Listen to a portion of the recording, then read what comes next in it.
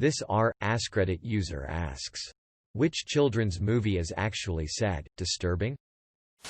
My girl. When Vada starts crying about how he needs his glasses.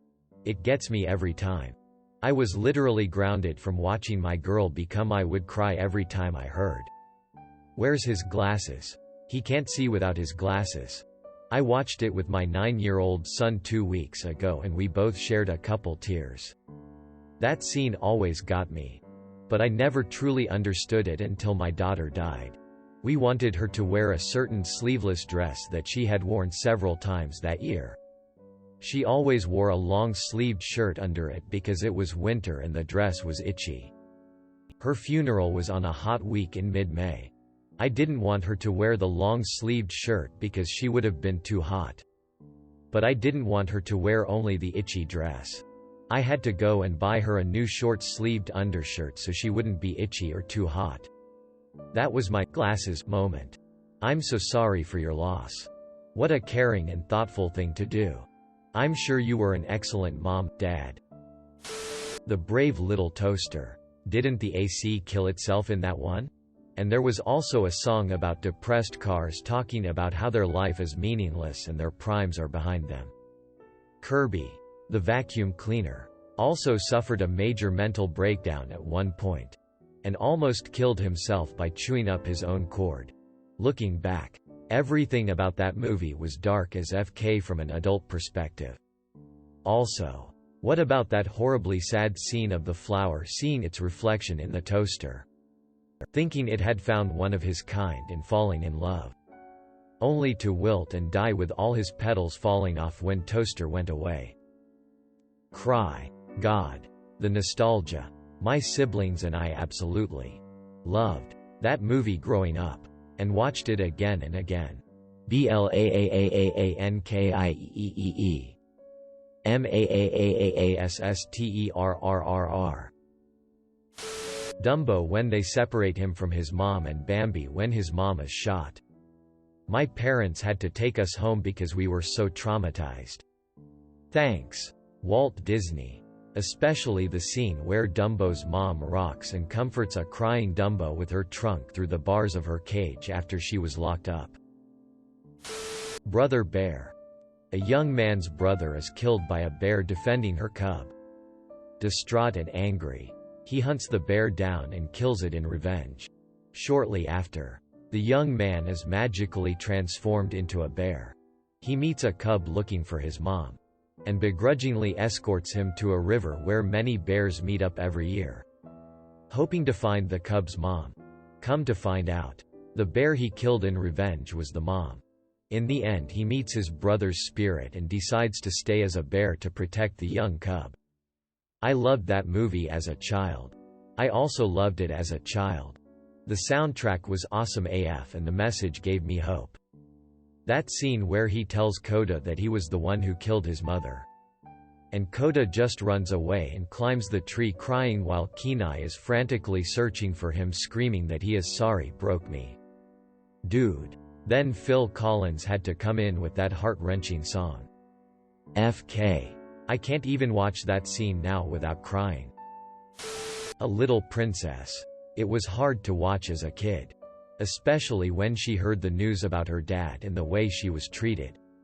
It was heartbreaking, especially when she sees her father at the end and is desperately trying to get him to recognize her as police are dragging her away. The Hunchback of Notre Dame is darker than I remember as a child. The one torture scene took me by surprise because I definitely didn't remember that. STIFG forgot that. It's actually brilliant, because they use rotten fruit and ST in place of the blood dripping down his body that Whiplashes would have left. So much respect for these little genius ways animators can tell horrifying stories with child-friendly visuals. Is it the scene where he is discovered by the people? Or what torture scene are we talking about? It's been a while since I've seen it. I was actually thinking about the one when he oversees the torture of the captain. You hear the whip and the screaming and the guard with a cat o' nine tails. However, as child, the Festival of Fools is what hurt my heart. Where the Wild Things Are. May be a decent book, but the film. Sad and unsettling. I got 5 minutes into that movie. As a young kid, like 11 or so. And I've got a heavy conscience and can't handle strong negative emotions or lots of gore, and I kid you not, 5 minutes and I wanted to throw up. I felt so bad. I loved the book, but the movie made me feel horrible and I couldn't finish it. There were a small handful of personal things that struck me really hard too and made it worse. Yes. I remember feeling so unsettled and sick when I saw that as a kid in the theater. I adore that movie. A review once described it as a film that's less an adaptation of the book and more of its own story that uses the book as stepping stones for the plot to move. Personally, I think the story is beautiful, but it was unfortunately advertised as a children's movie, which led to poor box office success and a host of negative critiques. Toy Story 3 When They All Hold Hands and Accept Death by Incineration was disturbing as St.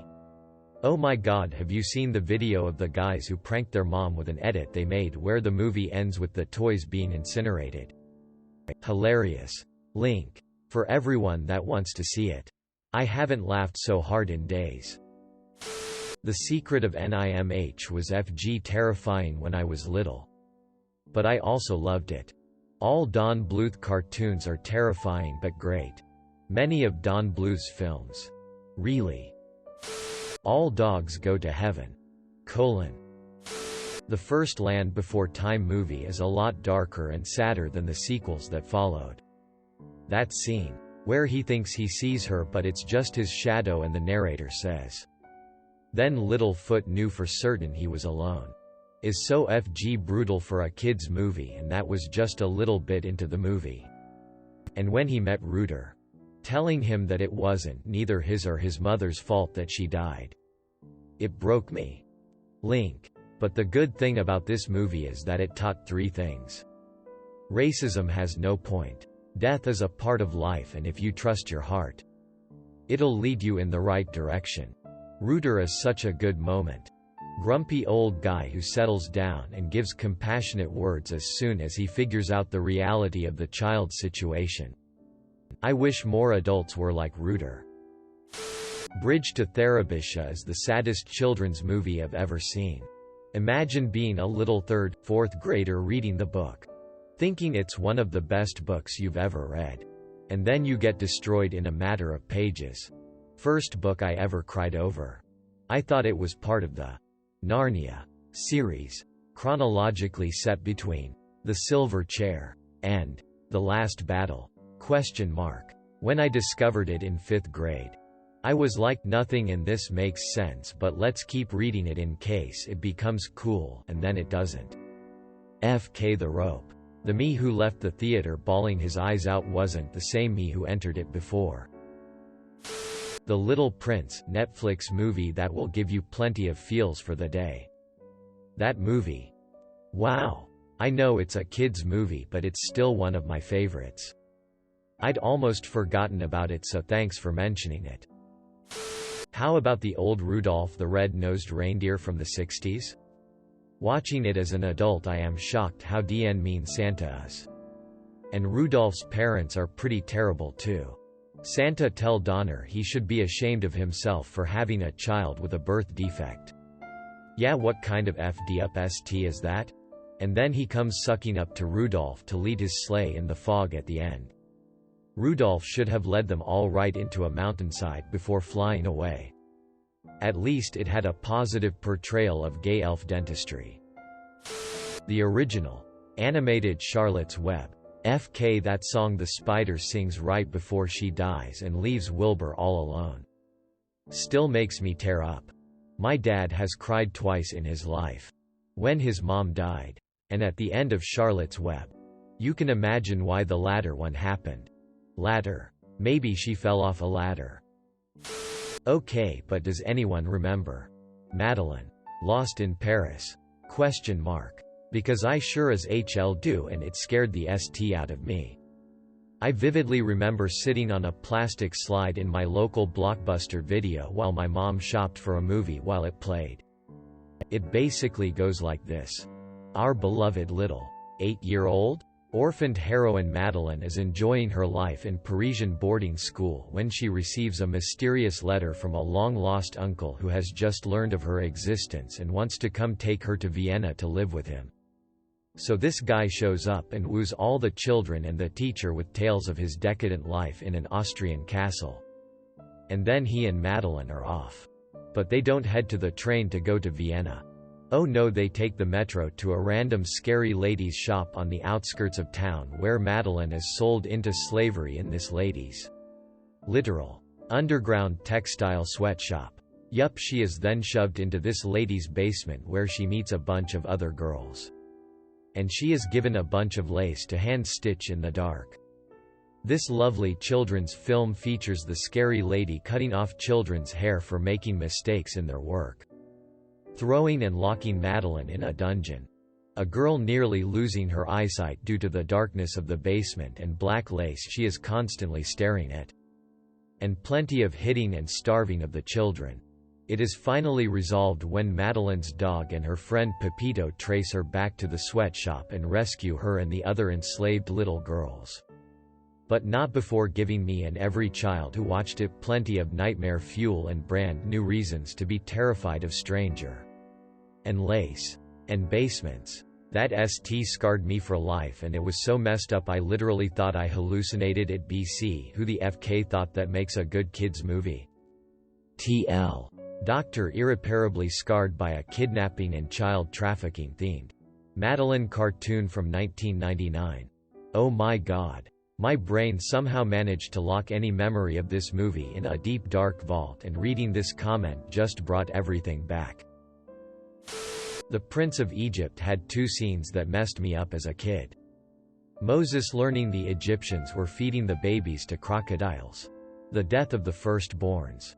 Also, the 10 Plagues song was super chilling. The chanting? Spooky. Still probably in my top 5 favorite animated films. For me it was the old man being brutally whipped. And the Nile's water that turns into blood. But man, do I love that movie. All of the score gives you chills. Very, very underrated film. Whether you're religious or not. You can't deny that some of these stories are very interesting to learn about given how they've been passed down. And the animation is such a good blend of expressions. Cartoony designs. But also being careful not to detract from the seriousness of the situation. The way they humanized characters who seem so distant to many of us was amazing. The musical score was so well done. And there are so many details that show the passion and care gone into making this film. It's very hard-hitting and shows how drastic the story was in many senses. As well as showing the duality of Moses and Ramses' lives. One of them has a strict devotion to their duty as ruler. And the other has a newfound devotion to being the liberator of his people and carrying a great weight on his shoulders. Even though he's not doing the miracles himself. He's showing the might of God to the world, and yet Ramses' stubbornness can be somewhat understood. He didn't want to be the weak link. But actually seeing him mourn his own firstborn was a sad scene too. The Red Sea was the crown jewel of the movie in my opinion, and it was a good movie throughout. I like how it doesn't necessarily show that everyone was perfectly black and white in morals. But tried to paint such a story with characters who happened to go through such events. I have an older brother. And I can't imagine how crushing and downright confusing it'd be to grow up a simple life and live one way. Then find out that great destinies beyond your control demand something different. And how it can really separate old bonds. And yet something new can come from it anyways. This movie's a real masterpiece. The burning bush scene is one of the closest attempts I've seen at making a cinematic religious experience. It's so DN good. Whether it's the animation or sound mixing or just general pacing. The Fox and the Hound is one of the saddest movies I've seen. Also, the full song Puff the Magic Dragon really gets me every time. Came here looking for this. I still love it so much, but it's a gut punch. I'm a hound dog. Woo. Quote. Neverending Story is FD up. I wrote a paper in college titled, The Neverending Story. A child's first introduction to existentialism. That's awesome. What class was this and how deep did you dive into NS? I wrote 2 versions of the paper for 2 different classes I was taking at the same time. One for a film analysis class. I ended up making a scene-by-scene breakdown of the film to work from in writing the paper. And another for a 200-level philosophy class. I cleared the idea with my philosophy professor before I wrote it, promising that despite the cheeky topic, I'd use the paper to demonstrate an understanding of core concepts. Both professors gave me an A. My philosophy professor told me it was the most entertaining paper he'd read in years. Edit. Sorry for the late reply. I was away from the internet. It's a lovely summer day where I am, and I decided to take my bike for a ride halfway across the city and back. Sadly, I wrote the paper a dozen years or so back and no longer have a copy. I've sat here for the last 20 or so minutes trying to make a quick write-up, but found myself embarrassed by the disjointed piece that started to come out of my mind. It's coming from a mental muscle I haven't flexed in a long time. Rather than post 4 or 5 broad bullet points, I thought I'd leave some material written by smarter people than I. The Neverending Story. A piece of philosophy by Alonso Monroy Canessa. Preteen Existentialism. 2 Boys. 1 Horse. And The Neverending Story by Mark Anthony Ayling. Fictive Metaphysics. The Neverending Story and the Nothing by Brendan Myers. I know it's not exactly what the Reddit community was looking for, but I'm not writing a new paper from scratch if I'm not getting college credit for it. Thanks for watching. Make sure to like and subscribe to the channel for more videos.